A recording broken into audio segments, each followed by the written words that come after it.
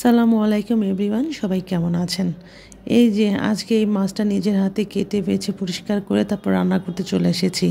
কিছুদিন যাবৎ এই যে টানা বৃষ্টি হচ্ছে, এমনিতেই তো দেখা যায় যে কাজের লোক আসতে চায় না, আর তার ভিতর বৃষ্টি হলে তারও কথাই নাই। তো সে টানা ছুটির ভিতরে আছে। তারপর হচ্ছে যে নিজে আমি সব কাজকর্ম গুছিয়ে নিয়ে বাসা বাড়ি পরিষ্কার করে তারপর হচ্ছে রান্না করতে চলে এসেছি।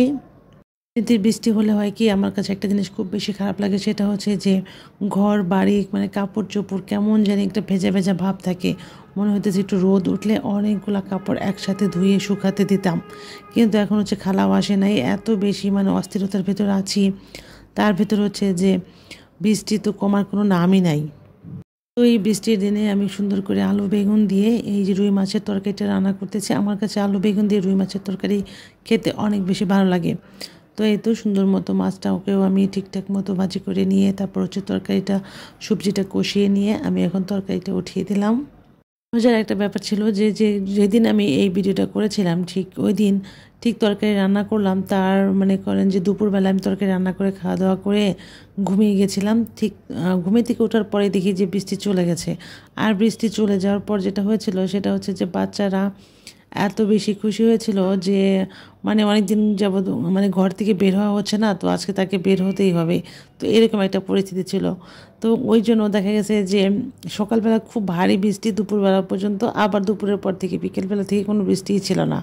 তো যাই হোক, আমি দুপুরে খাওয়া দাওয়া শেষ করে তারপর হচ্ছে যে ঘুমিয়েছিলাম। ঘুম থেকে ওঠার পর তারপরে তো বাচ্চাদেরকে নিয়ে এখন একটু মানে একটু আশপাশে একটু ঘুরবো। তো রেডি হয়ে গিয়েছি একটু ছবি তোলার জন্য, তারপর হচ্ছে যে একটু ভিডিও নেওয়ার জন্য। কিন্তু মাসফিক এইভাবে মানে পিছনে পেছনে মানে ঘুরতেছিল, সামনে দিয়ে ঘুরতেছিল যে আমি হচ্ছে জিয়া করতে পারতেছিলাম না, মানে আর কি যে ভিডিওটা ঠিকমতো করতে পারতেছিলাম না। আবার হচ্ছে যে দুইটা কাঁথাও আমি করেছিলাম, মানে মাসফিক কেমন যেন একটু ভেজা ভেজা ছিল। তো মাসফিকের কাঁথাটা আমার কাছে কেমন যেন লাগে, সেজন্য ফ্যান দিয়ে সোফার উপরে শুকাতে দিয়েছিলাম। তো সেইগুলো সুন্দর মতো রেখে তারপর জালনা টালনা লাগিয়ে, যে বলা যায় না আবার কখন ঝটপট বৃষ্টি চলে আসে, যেহেতু বৃষ্টির দিন। তো তারপরে তো আর হচ্ছে যে এখন তো বাসা থেকে মানে বের হচ্ছে আর কি, সব কিছু গুছিয়ে নিয়ে।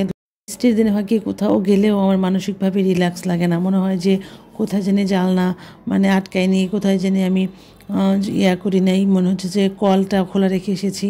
তো এরকম সব কিছু আমি কিন্তু সব ঠিকঠাক করে তারপর বৃষ্টির দিনে, স্পেশালি বৃষ্টির দিনটা আমি খুব ঠিকঠাক মতো বাসা মানে রেখে বের হয়েছি। কারণ এর আগে একবার এরকম হয়েছিল যে বাসায় এসে দেখেছিলাম আমার পুরা বিছানাটা ভিজে গিয়েছিল বৃষ্টির পানিতে। তারপর থেকে আমি এই ব্যাপারে এত বেশি সতর্ক হয়ে গেছি যে কোথাও গেলে আমি করি, আমি একদম সুন্দর করে জানলা দরজা টরজা সব কিছু আর কি বারান্দা লক করে তারপর বেরোই। তো আজকে আমার ভিডিওটা পর্যন্তই। আল্লাহ হাফেজ।